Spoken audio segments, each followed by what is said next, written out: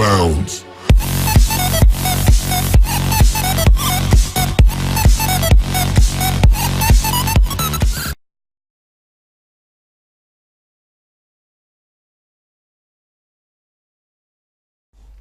نورالدین زنگی نورالدین ابو القاسم محمد بن عماد الدین زنگی سلطنت کے بانی عماد الدین زنگی کا بیٹا تھا، جس نے تاریخ میں بڑا نام پیدا کیا۔ نورالدین فروری سن 1118 میں پیدا ہوا اور 1146 سے لے کر 1174 تک 28 سال حکومت کی۔ اس نے عیسائیوں سے بیت المقدس واپس لینے کے لیے پہلے ایک مضبوط حکومت قائم کرنے کی کوشش کی اور اس مقصد کو حاصل کرنے کے لیے گرد و نواح کی چھوٹی چھوٹی مسلمان حکومتوں کو ختم کر کے ان کو اپنی مملکت میں شامل کر لیا۔ شروع میں نورالدین کا دارالحکومت حلب تھا۔ سن 549 ہجری میں اس نے دمشق پر قبضہ کر کے اسے دارالحکومت قرار دیا۔ اس نے صلیبی ریاست انطاکیہ پر حملہ کر کے کئی قلعوں پر قبضہ کیا اور بعد ازاں ریاست اڈیسہ پر مسلمانوں کا قبضہ ختم کرنے کی عیسائیوں کی کوشش کو بھی ناکام بنا دیا۔ دوسری صلیبی جنگ کے دوران دمشق پر قبضہ کرنے کی کوشش کو بھی سیف الدین غازی اور معین الدین کی مدد سے ناکام بنا دیا گیا اور بیت المقدس سے عیسائیوں کو نکالنے کی راہ ہموار کر دی۔ دوسری صلیبی جنگ میں فتح کی بدولت مسلمان تیسری صلیبی جنگ میں فتح یاب ہو کر بیت المقدس واپس لینے میں کامیاب ہو گئے۔ اس زمانے میں مصر میں فاطمی حکومت قائم تھی، لیکن اب وہ بالکل کمزور ہو گئی اور مصر چونکہ فلسطین سے ملا ہوا تھا، اس لیے عیسائی اس پر قبضہ کرنا چاہتے تھے۔ یہ دیکھ کر نورالدین نے ایک فوج بھیج کر سن 564 ہجری میں مصر پر بھی قبضہ کر لیا اور فاطمی حکومت کا خاتمہ کر دیا۔ سلطان نورالدین زنگی اور روضہ رسول صلی اللہ علیہ وآلہ وسلم کی حفاظت کا واقعہ بہت مشہور ہے اور سلطان نورالدین زنگی کو ہی حضور صلی اللہ علیہ وسلم کی حفاظت کی سعادت نصیب ہوئی۔ یہ واقعہ مدینہ کی تاریخ کی تقریباً تمام کتب میں موجود ہے اور اس کا ذکر تاریخ مدینہ میں 3 بڑی سازشوں کے ساتھ کیا گیا ہے، جس میں سے یہ واقعہ سب سے مشہور ہے۔ واقعہ اس طرح ہے، سمودی کے قول کے مطابق عیسائیوں نے یہ سازش سن 557 ہجری میں مرتب کی۔ اس وقت شام کے بادشاہ کا نام سلطان نورالدین زنگی تھا، اس کے مشیر کا نام جمال الدین اصفہانی تھا۔ ایک رات نماز تہجد کے بعد سلطان نورالدین زنگی نے خواب میں دیکھا کہ رسول کریم صلی اللہ علیہ وسلم 2 سرخی مائل رنگت کے آدمیوں کی طرف اشارہ کر کے سلطان سے کہہ رہے ہیں کہ مجھے ان کے شر سے بچاؤ۔ سلطان بڑبڑا کر اٹھا، وضو کیا، نفل ادا کیے اور پھر اس کی آنکھ لگ گئی۔ خواب دیکھنے کے بعد آپ یہاں کیوں بیٹھے ہیں، اس کا اب کسی سے ذکر نہ کریں اور فوراً مدینہ روانہ ہو جائیں۔ اگلے روز سلطان نے 20 مخصوص افراد اور بہت سے تحائف کے ساتھ مدینہ کے لیے کوچ کیا اور 16ویں روز شام کے وقت وہاں پہنچ گئے۔ سلطان نے روضہ رسول پر حاضری دی، مسجد نبوی میں بیٹھ گیا اور اعلان کیا کہ اہل مدینہ مسجد نبوی میں پہنچ جائیں، جہاں سلطان ان میں تحائف تقسیم کرے گا۔ لوگ آتے گئے، سلطان ہر آنے والے کو باری باری تحفہ دیتا رہا۔ اس دوران وہ ہر شخص کو غور سے دیکھتا رہا، لیکن وہ 2 چہرے نظر نہ آئے جو ایک ہی رات میں 3 بار خواب میں دکھائے گئے تھے۔ سلطان نے حاضرین سے پوچھا، کیا مدینہ کا ہر شہری مجھ سے مل چکا ہے؟ جواب اسوات میں آیا، جی ہاں مل چکا ہے۔ سلطان نے پھر پوچھا، کیا تمہیں یقین ہے کہ ہر شہری مجھ سے مل چکا ہے؟ اس بار حاضرین نے کہا کہ سوائے 2 آدمیوں کے راز تقریباً فاش ہو چکا تھا۔ سلطان نے پوچھا، وہ کون ہے اور اپنا تحفہ لینے کے لیے کیوں نہیں آئے؟ بتایا گیا کہ یہ مراکش کے صوم و صلات کے پابند 2 متقی باشندے ہیں، دن رات رسول کریم صلی اللہ علیہ وسلم پر درود و سلام بھیجتے ہیں اور ہر ہفتے مسجد قباء جاتے ہیں، فیاض اور مہمان نواز ہیں، کسی کا دیا نہیں لیتے۔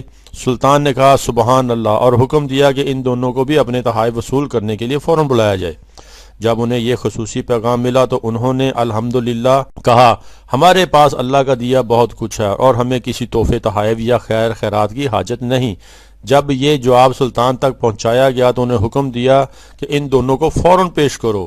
حکم کی تعمیل کی گئی۔ ایک جھلک ان کی شناخت کے لیے ہی کافی تھی، تاہم سلطان نے اپنا غصہ قابو میں رکھا اور پوچھا کہ تم کون ہو اور یہاں کیوں آئے ہو؟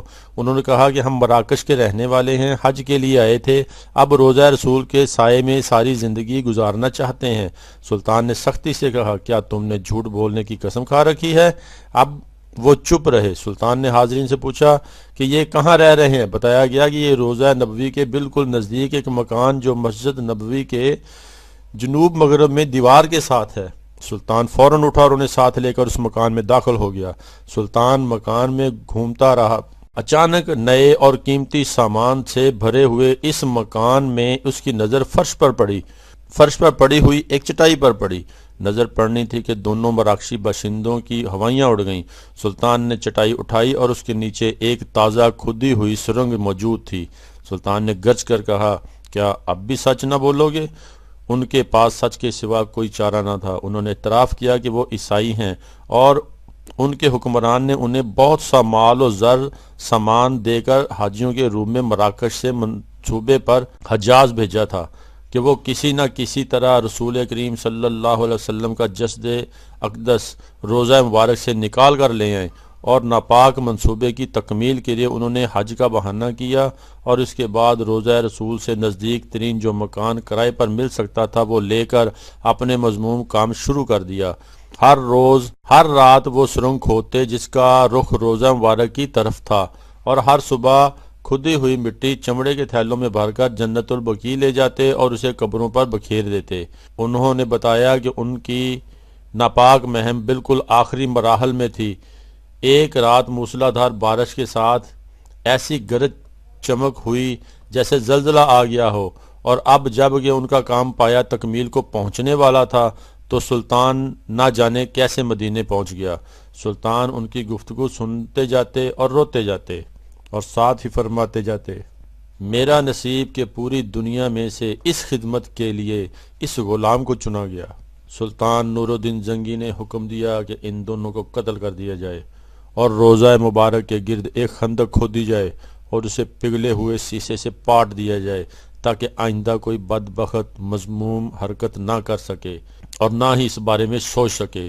مذکورہ بالا واقعہ 558 ہجری بمطابق 1142 کا ہے، اور سلطان نے روضہ مبارک کے قریب ایک چبوترا بھی بنوایا تاکہ ان پر ان قبور کی حفاظت کے لیے ہر وقت پاسبان رہیں۔ یہ چبوترا اب بھی موجود ہے اور باب جبریل سے داخل ہوتے ہی دائیں جانب بعض زائرین اسے مقام صفا سمجھتے ہیں، حالانکہ مقام اصحاب صفا مسجد نبوی کے اندر تھا، جبکہ چبوترا اس وقت کی مسجد کی چار دیواری سے باہر تھا۔ مقام اصحاب صفا کے تعین کے لیے استونہ عائشہ سے شمال کی طرف چلیے کہ قبلہ کی سمت کے خلاف 5ویں ستون کے قریب مقام اصحاب صفا ہے، یا یہ کہ پرانے باب جبریل کے بالمقابل یہ مقام تھا۔ یاد رہے کہ وہاں اس وقت کوئی چبوترا نہیں ہے۔ مصر پر قبضہ کرنے کے بعد نور الدین نے بیت المقدس پر حملہ کرنے کی تیاری شروع کر دی۔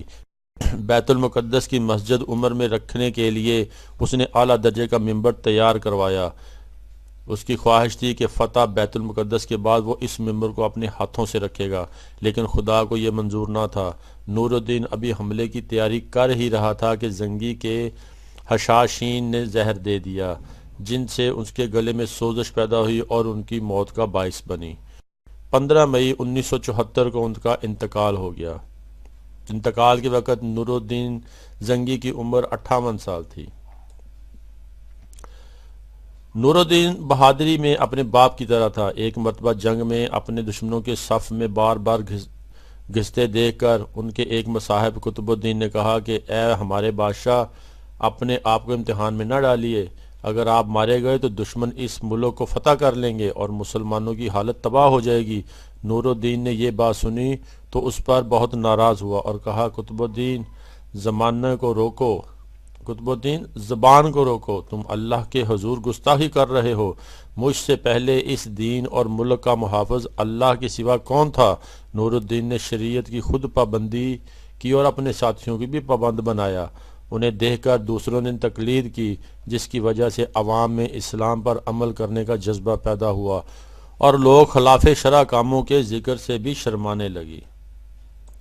نور الدین ایک فاتح نہیں بلکہ ایک شفیق حکمران اور علم پروا بادشاہ تھا۔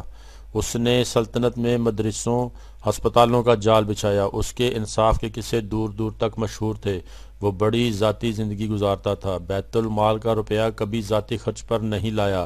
مال غنیمت سے اس نے چند دکانیں خرید لی تھیں جن کے کرائے سے وہ اپنا خرچ پورا کرتا تھا۔ اس نے اپنے لیے بڑے بڑے محل تعمیر نہیں کیے بلکہ بیت المال کا روپیہ مدرسوں، شفاخانوں، مسافر خانوں کے قائم کرنے اور رفاع عامہ کے دیگر کاموں میں صرف کر دیا۔ دمشق میں اس نے ایک شاندار شفاخانہ قائم کیا جس کی دنیا میں مثال نہ تھی۔ اس میں مریضوں کو دوا بھی مفت دی جاتی تھی اور کھانے اور رہنے کا خرچہ بھی حکومت کی طرف سے ادا کیا جاتا تھا۔ نور الدین نے تمام ناجائز ٹیکس موقوف کر دیے تھے اور مظلوموں کی شکایت خود سنتا اور ان کی تفتیش کرتا تھا۔ نور الدین کی ان خوبیوں اور کارناموں کی وجہ سے اس زمانے کے ایک مورخ ابن اسیر نے لکھا ہے کہ میں نے